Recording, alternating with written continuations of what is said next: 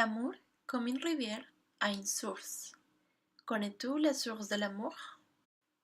La source de l'amour doit être l'amour le plus grand qui aurait pu exister, ou existe, ou pourra exister sur la terre et dans l'univers.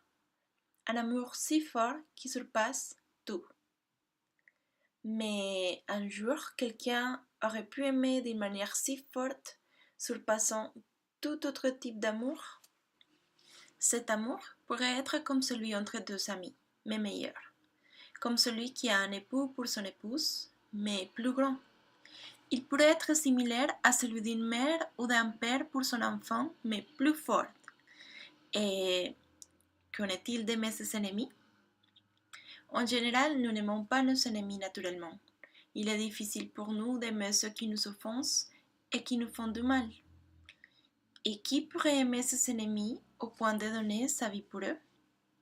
Bon, il a existé quelqu'un dans l'histoire qui a fait ceci, et il nous a laissé une lettre d'amour pour que tout celui qui la lira puisse le connaître et aussi son amour parfait. Quand nous ouvrons cette lettre, il nous dit qu'il est mort pour toi et pour moi, même quand nous étions ses ennemis. Vraiment, ses ennemis?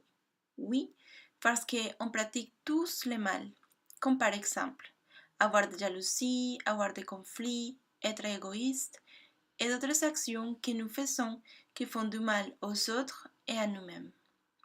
Nous devions payer pour tout ce mal et le châtiment était mourir éternellement.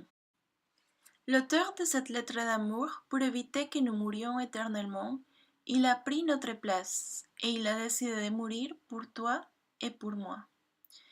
Avais-tu déjà entendu cette histoire d'amour?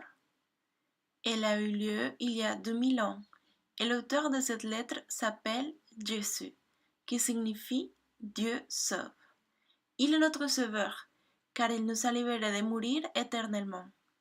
Jésus a pris notre place et il est mort pour nous tous.